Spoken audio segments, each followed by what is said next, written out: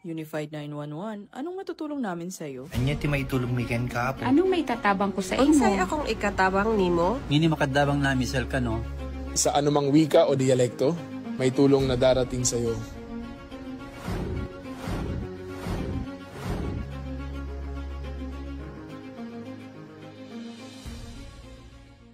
Lilingkod sa bawat Pilipino at magbibigay ng tamang impormasyon para sa tahimik at maayos na Pilipinas. Police News Network, alagad ng batas, tagapagtaguyod ng balitang pulis, sandigan ng mamamayan, patnubay ng katotohanan. La Campo Crame, maghahatid ng pinakahuling kaganapan at nagbabagang balita. Ito ang PNN Police News Network. At ngayon, ang inyong mga tagapagbalita. Magandang araw, bagong Pilipinas. Ngayon ay araw ng Lunes, December 1, 2025. Ako ang inyong alagad ng batas, tagataguyod ng Balitang Pulis. Ako po si Patrolwoman Sari Bernales. Maghahatid sa inyo ng tamang balita, kwento ng pulis at serbisyo para sa mamamayan. At ito ang PNP News Online, ang pangunahing balita ng Police News Network. Alagad ng batas, tagataguyod ng Balitang Pulis.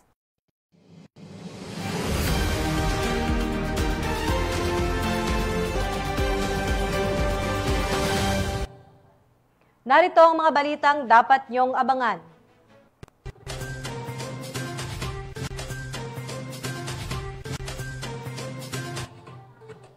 Isang high-value individual arestado. Mahigit nasa 420,000 na halaga ng shabu at marijuana nasamsam.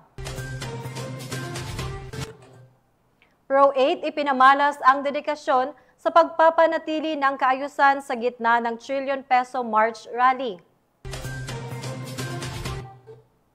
Nakumpiska ang 1 milyong halaga ng shabu, suspect arestado.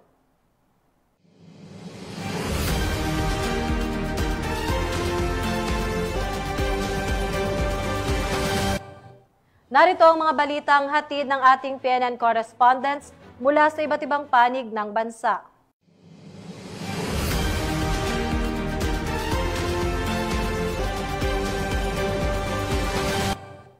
Simulan natin ang balita mula sa bahagi ng Luzon.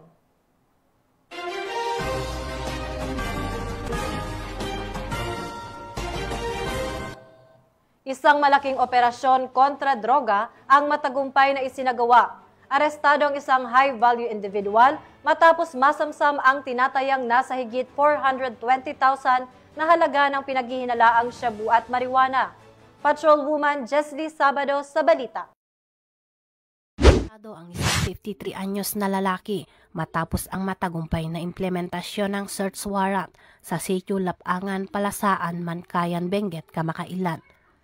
Pinangunahan ng RPDEU CAR ang operasyon, katuwang ang Mankayan MPS, 1st PMFC, PDEU Benguet PPO at PNP-DEG SOU CAR. Naaresto ang suspek sa bisa ng search warrant na inisyu ng Municipal Trial Court Branch 4, Bugyas, Benguet. Nakumpiska mula sa suspek ang humigit kumulang 61.3 gramo ng hinihinalang shabu at 28.4 gramo ng tuyong dahon ng marijuana na tinatayang nagkakahalaga ng mahigit 420,000 pesos, kasama ang mga sachet at tube na may shabu residue at iba pang non-drug paraphernalia. Isinagawa ang inventory ng mga ebidensya sa mismong lugar sa presensya ng suspek at mga testigo. Dinala ang suspek sa RPDEU CAR para sa dokumentasyon at pagsasampa ng kaukulang kaso sa paglabag sa RA 9165. Patuloy ang PNP sa pagpapatupad ng mas pinaigting na kampanya kontra iligal na droga upang mapanatili ang kaligtasan at katahimikan sa komunidad. Mula dito sa Baguio City, ako yung PNN correspondent, Patrolwoman Jesly Sabado, alagad ng batas, tagataguyod ng Balitang Pulis.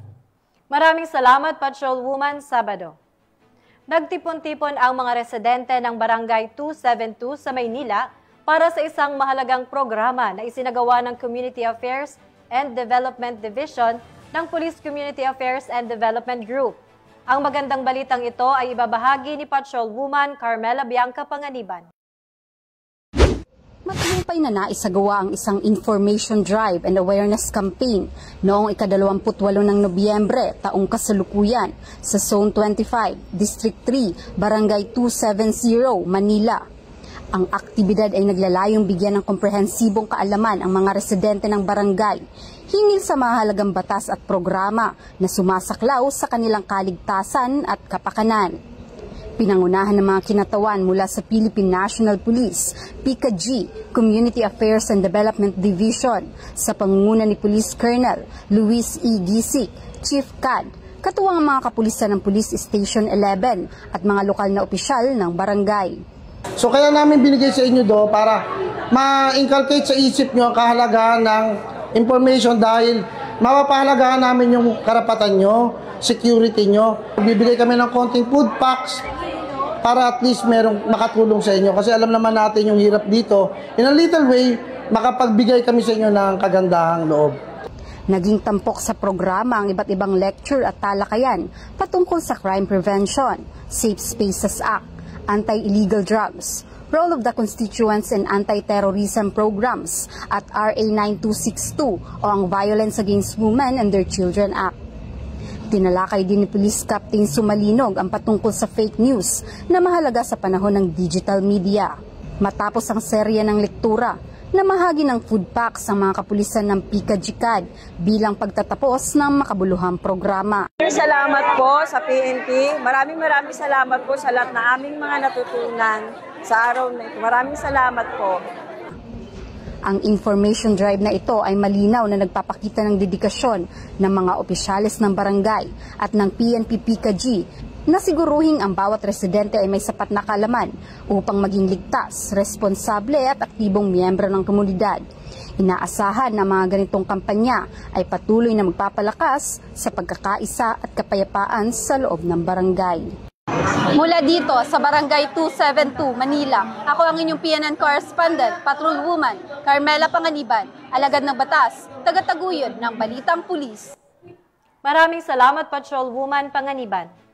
Pinalakas ng Philippine National Police ang kanilang presensya at kakayahan sa rehiyon ng Ilocos. Opisyal na itinurn over ang higit sa 85 milyong pesong halaga ng mga bagong kagamitan para sa mga pulis sa Ilocos Norte at Ilocos Sur. Police Corporal Mark Anthony Pico, ibalita mo. Pinalakas ng Philippine National Police ang kakayahan at kahandaan sa pagtugon ng Ilocos Norte at Ilocos Sur Police Provincial Offices matapos itong mag-turnover ng mahigit 85 milyon halaga ng bagong kagamitan na ginanap sa Plaza del Norte, Lawag City, Ilocos Norte. Pinangunahan ni DILG Secretary Juanito Victor C. Remulla at Acting Chief PNP Police Lieutenant General Jose Melencio C. Nartates Jr. ang formal na pag-turnover ng mga kagamitang magpapalakas sa mobility, firepower at ICT capability ng dalawang probinsya. Ang mga kagamitang ito ay naipagkaloob sa pamamagitan ng Congressional Initiative ni Ilocos Norte 1st District Representative Ferdinand Alexander Marcos at Senator Amy Marcos. Malaking tulong ang mga bagong kagamitan sa pagpapabuti ng mobility, police visibility, surveillance operations, communication, at pagpapatupad ng batas sa Ilocos Norte at Ilocos Sur. Nagpahayag ng pasasalamat si Police Brigadier General Dendo R. Reyes, Regional Director ng Police Regional Office 1, sa patuloy na suporta ng pambansang pamahalaan at PNP leadership. Lubos kaming nagpapasalamat sa mga bagong kagamitang ipinagkaloob sa PNP. Tinitiyak namin ng mga ito ay mapapangalagaan at lubos na magagamit para sa mabilis, maagap at tapat na paglilingkod ng pulisya. Malaki ang may tutulong nito sa aming operational readiness, emergency response at pagsisikap upang mapanatiling ligtas ang Ilocos Norte at Ilocos Sur, ani Police Brigadier General Dendo R. Reyes. Sa pagdaragdag ng modernong kagamitan, higit pang napalakas ang kakayahan ng mga pulis sa rehiyon sa pagtugon sa krimen at pagpapanatili ng seguridad para sa publiko. Dahil ang kapulisan ng Region 1 ay maaasahan, malalapitan at mapagkakatiwalaan. Mula dito sa Ilocos Region, ako ang iyong PNN correspondent, Police Corporal Mark Anthony Pico, alagad ng batas, tagataguyod ng Balitang Pulis. Maraming salamat, Police Corporal Pico. Naghatid ng agarang pag-asa at tulong ang 2nd Cagayan Provincial Mobile Force Company sa mga residente ng Alakapan, Cagayan na labis na naapektuhan ng pagbaha. Sa ilalim ng kanilang inisyatibong tinawag na Project Models, naabot at natulungan ang mga pamilyang nangangailangan. Patrolwoman Micheline Balyada magbabalita. Pinamalas ng 2nd Cagayan Provincial Mobile Force Company ang kanilang malasakit at dedikasyon sa komunidad sa pamamagitan ng matagumpay na implementasyon ng project models sa Barangay Kapanikyan, Alakapan, Cagayan nito lamang ika-29 ng Nobyembre taong kasalukuyan. Tinatayang nasa 77 pamilyang Agta at 60 pamilyang Ilocano na matinding naapektuhan ng nagdaang pagbaha ang nabigyan ng tulong at serbisyong pangkomunidad. Pinangunahan ni Police Major Jefferson D. Mukay, Acting Force Commander, ang pamamahagi ng tulong na kinabibilangan ng libreng medical check-up, gamot, bitamina at iba pang pangunahing pangangailangan. Ang Holy Cross Parish Health and Nutrition Ministry Medical Team sa panguna ni Dr. Rose Lily Supnet Tala kasama ang volunteer doctors ang nagsagawa ng mga konsultasyon at serbisyong medikal para sa mga bata, matatanda at iba pang residente. Bilang karagdagang suporta, namahagi ang 2nd Cagayan PMFC ng kaldero at kaserola para sa bawat pamilyang Agta, gayon din ng relief goods, bigas at 100 gift packs para sa mga bata na may kasamang papremyo at candies. Naging masigla rin ang programa dahil sa isinagawang feeding activity para sa lahat ng dumalo at libreng gupit mula sa kapulisan at kasundaluhan. Tampok din ang PNP Agta Got Talent kung saan ipinakita ng mga katutubong Agta ang kanilang husay sa awit, sayaw at iba pang pagtatanghal. Tumanggap sila ng mga papremyo bilang pagkilala sa kanilang talento at kultura. Naging matagumpay ang aktibidad sa pakikipagtulungan ng 2nd Cagayan Provincial Mobile Force Company Advisory Group, Alpha Company, 17th Infantry Battalion, Philippine Army, LGU Alakapan, Alakapan Police Station at barangay officials. Ayon kay Police Major Mukay, mananatiling katuwang ng komunidad ang 2nd Cagayan PMFC sa paghahatid ng mga programang nagbibigay pag-asa at ginhawa, lalo na sa panahon ng sakuna. Patunay ito na saan man may nangangailangan, naroon ang serbisyong mabilis, tapat at tunay na nararamdaman. Mula dito sa Lambak ng Cagayan, ako ang inyong PNN correspondent, Patrolwoman Balyada, alagad ng batas, tagataguyod ng Balitang Pulis. Maraming salamat, Patrolwoman Balyada. Tunghayan naman natin ang balita mula sa bahagi ng Visayas.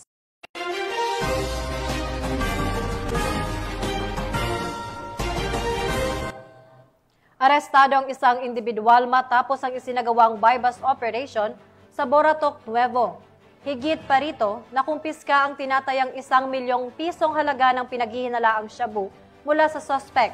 Ang balitang yan ay tinutukan ni Patrolwoman Andrea Dominic Tepalubos. Arestado ang isang miyembro ng LGBTQ sa isang matagumpay na drug bypass operation sa Barangay Lagubang, Boratok Nuevo noong ika-28 ng Nobyembre taong kasalukuyan. Isinagawa ang operasyon ng mga operatiba ng Iloilo Police Provincial Office Provincial Drug Enforcement Unit sa pamumuno ni Police Major Daji de Lima na nagresulta sa pagkakadakip kay alias Irene, isang LGBTQ member at residente ng nasabing lugar. Ayon kay Police Major de Lima, si alias Irene ay tinukoy bilang isang newly identified drug personality. Nakuha mula sa pag-iingat ng sospek ang tinatayang 150 gramo ng hinihinalang shabu na may standard drug price na 1,020,000 piso. Ang operasyon ay bahagi ng patuloy na kampanya laban sa iligal na droga ng Philippine National Police, isang hakbang na nakatuon hindi lamang sa paghuli sa mga sangkot, kundi pati na rin sa pagpigil ng pagkalat ng droga sa mga komunidad. Kasalukuyang nasa kustodiya na ng pulisya ang sospek para sa tamang disposisyon at haharap sa kasong paglabag sa RA 9165 o ang Comprehensive Dangerous Drugs Act of 2002. Kasalukuyang nasa kustodiya na ng pulisya ang sospek para sa tamang disposisyon at haharap sa kasong paglabag sa RA 9165 o ang Comprehensive Dangerous Drugs Act of 2002. Ipinapakita ng matagumpay na operasyong ito ang dedikasyon ng Philippine National Police sa paglilinis ng mga komunidad mula sa banta ng iligal na droga. at pagtitiyak ng kaligtasan ng bawat mamamayan tungo sa mas maunlad na bagong Pilipinas. Mula dito sa Police Regional Office 6, ako ang inyong Police News Network Correspondent, Patrolwoman Andrea Dominic de Palobos, alagad ng batas, tagataguyod ng balitang pulis. Maraming salamat, Patrolwoman de Palobos. Nakatanggap ng makabuluhang tulong ang Police Regional Office 7 para sa kanilang mga tauhan na biktima sa naganap na 6.9 magnitude na lindol. Nagkaloob ng house repair aid o tulong pinansyal para sa pagkukumpuni ng mga bahay ang iba't ibang Rotary Clubs mula sa Bacolod, Victorias at Escalante. Patrolwoman Flora May Asares, magbabalita. Mga tauhan ng PNP at ilang residente ng Bugo City ang nakatanggap ng tulong para sa pag-aayos ng bahay na inilunsad ng Rotary Clubs ng Bacolod, Victorias at Escalante sa ilalim ng District 3850 na humanitarian initiative na 100 piso para sa Bugo sa Camp Don Pedro Rodriguez, Bugo City Police Station noong Nobyembre 29 ng taong kasalukuyan. Ang inisyatiba na may temang Together for Bugo, Rebuilding Lives, Restoring Hope ay naglalayong pakilusan ang lahat ng Rotary Clubs sa loob ng District 3850 sa 15 araw na fundraising campaign na naglalayong magbigay ng agarang tulong sa mga apektadong komunidad at mga tauhan ng PNP kasunod ng mapangwasak na 6.9 magnitude na lindol na tumama sa Northern Cebu. Ang malakas na lindol ay nagdulot ng malaking pinsala sa mga maraming pangkabuhayan at mga kumpleto o bahagyang pagkasira ng mga tahanan ng kanilang pamilya. Humigit kumulang 46 na piraso ng gift voucher para sa house repair materials sa mga benepisyaryo na kung saan 30 ay mga residente mula sa syudad ng Bugo at 19 na tauhan ng PNP ang kasama sa tumanggap ng nasabing tulong. Dumalo rin sa aktibidad sina Police Lieutenant Colonel Eddie Piri Camara ng Cebu Police Provincial Office, Police Major Samuel Daculo, Chief of Police ng Bugo City Police Station at Police Major Jeremy Shela Vigortiza, Chief ng Police Community Affairs and Development Unit o PICADO. Sa pamamagitan ng sama-samang pagsisikap ng 3 Rotary Club at kanilang koordinasyon ng Police Regional Office 7 sa pamamagitan ng OLC Foundation INC, matagumpay na naipatupad ang inisyatiba sa pagpapadali ng Director for Police Community Relations na tinitiyak ang direkta, napapanahon at mahusay na paghahatid ng tulong sa mga tauhan na higit na nangangailangan. Sa isang mensahe mula kay Regional Director, Police Brigadier General Enrico A. Maranan, sa ibinahagi ni Police Colonel Enrico E. Figueroa, Chief of Regional Staff, nagpahayag siya ng taos-pusong pasasalamat at pagbuhos ng suporta na nagsasabi, lubos na nagpapasalamat ang Pro7 sa inyong mapagbigay ng mga donasyon. Ang inisyatiba na ito ay tunay na nagbibigay ng mahalagang suporta at nagbibigay ng pag-asa sa napakahirap na panahon na ito. Dagong salamat, Rotary Club of Bacolod, Escalante, Victorious! Mula dito sa Central Visayas, ako ay inyong Police News Network Correspondent, Patrolwoman Flora May Asares, alagad ng batas, tagataguyod ng balitang pulis. Maraming salamat, Patrolwoman Asares. Ipinamalas ng Police Regional Office 8 ang kanilang mataas na dedikasyon at profesionalismo sa pagpapanatili ng kaayusan at kapayapaan kasabay ng isinagawang trillion peso March Rally sa kanilang nasasakupan. Alamin ang buong detalye ng balita ni Patrolwoman Cristel Palafox. Ipinamalas ng Police Regional Office 8 ang kanilang matatag na paninindigan sa pagpapanatili ng kapayapaan at kaayusan sa gitna ng trillion peso March Rally na isinagawa ng mga rallyista sa RTR Plaza, Justice Romualdez Street, Downtown Tacloban City, Leyte. Nito lamang ika-30 ng Nobyembre taong kasalukuyan. Sa pangangasiwa ni Police Brigadier General Jason L. Capoy, Police Regional Office 8 Regional Director at sa pangunguna ni Police Colonel Noelito Egetigan, City Director ng Tacloban City, maayos na naisakatuparan ng kapulisan ang kanilang mandato habang tinitiyak ang balanseng pagpapatupad ng seguridad. Hindi lamang nakatuon sa seguridad ang kanilang presensya, kundi maging sa paggalang at pagtiyak ng karapatang pantao ng bawat kalahok at mga sibilyan na hindi kalahok sa rally. Magandang hapon po sa mga nanonood. We prepare sa mga personal natin, lalo na yung CDM natin. Tacloban alone, we have our 2 platoons from composed of CDN. Then we requested another platoons from the regional headquarters na mag-augment sa atin. Makita nyo naman sa background natin yung gamit ng CDM natin from region kompleto. Nakatulong sila sa atin para ma-maintain natin yung rally na maging peaceful. With regards naman sa mga nag-rally, sinunod naman nila yung kanilang promise na maging peaceful. In fact, after ng kanilang demonstration doon sa Pier Plaza, nang matapos na yung kanilang oras, they peacefully dispersed themselves. So, naging maayos yung deployment ng CDM. Naging mapayapa ang idinaos na rally sa pakikiisa at pagtupad ng mga rallyista na sundin ang kanilang pinangako sa ating mga kapulisan na maging maayos ang kanilang pagpapahayag ng kanilang saloobin. Bunga ng mahigpit at maayos na koordinasyon ng Pro-8, matagumpay na naipatupad ang lahat ng kinakailangang hakbang para mapanatili ang kaayusan, seguridad at kapanatagan ng publiko na isang patunay ng kanilang walang humpay na dedikasyon sa paglilingkod sa sambayanan. Mula dito sa RTR Plaza, Tacloban City, ako ang inyong PNN correspondent, Patrolwoman Palafox, alagad ng batas, tagataguyod ng Balitang Pulis. Maraming salamat, Patrolwoman Palafox. Narito naman ang mga balita mula sa bahagi ng Mindanao.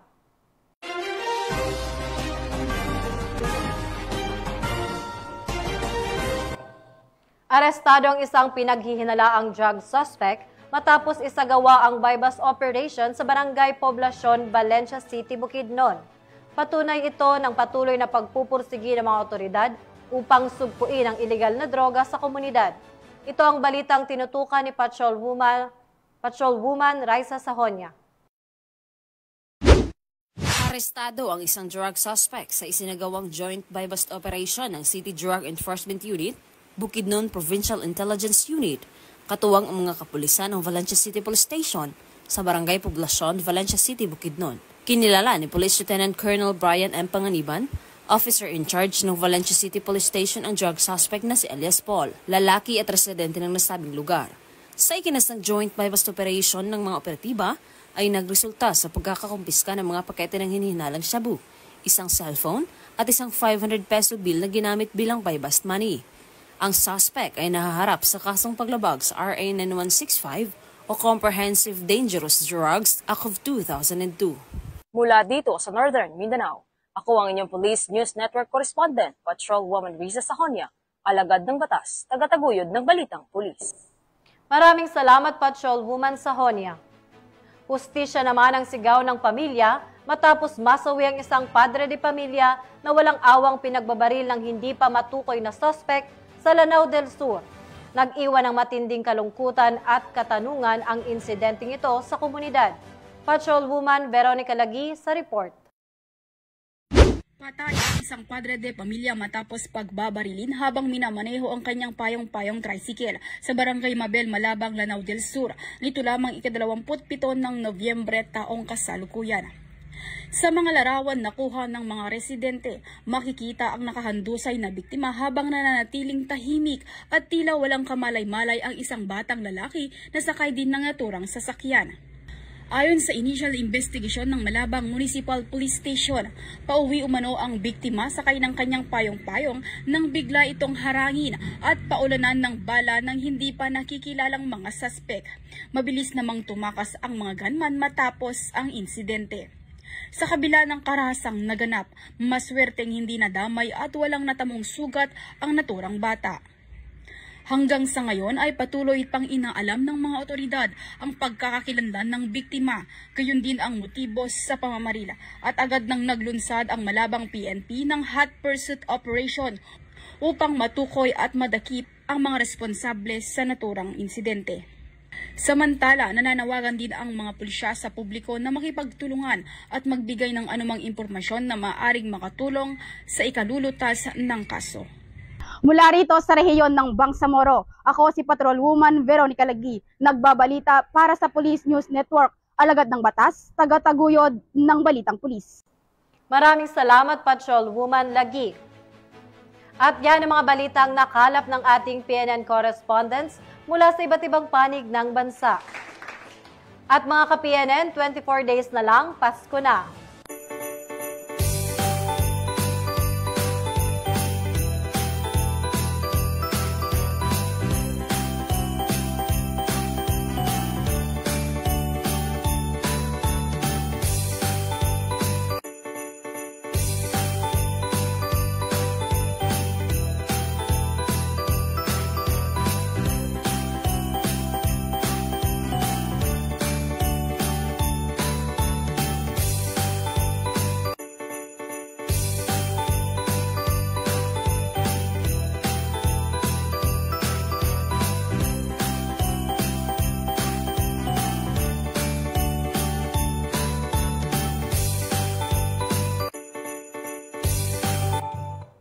Sa ngalan ng pamunuan ng Philippine National Police sa pangunguna ni Acting Chief PNP, Police Lieutenant General Jose Melencio Nartates Jr. at sa pamumuno ni President Ferdinand Bongbong Marcos Jr., kami ay maglilingkod sa bawat Pilipino at magbibigay ng tama at balanseng balita. Mula rito sa tanggapan ng tagapag-ugnay ng Pambansang Pulisya, ako ang inyong alagad ng batas, tagataguyod ng Balitang Pulis. Ako po si Patrolwoman Sari Bernales, maghahatid ng tamang balita, kwento ng pulis at serbisyo para sa mamamayan. At ito ang PNP News Online, ang pangunahing balita ng Police News Network. Dahil ito ang bagong PNP para sa bagong Pilipinas, serbisyong mabilis, tapat at nararamdaman.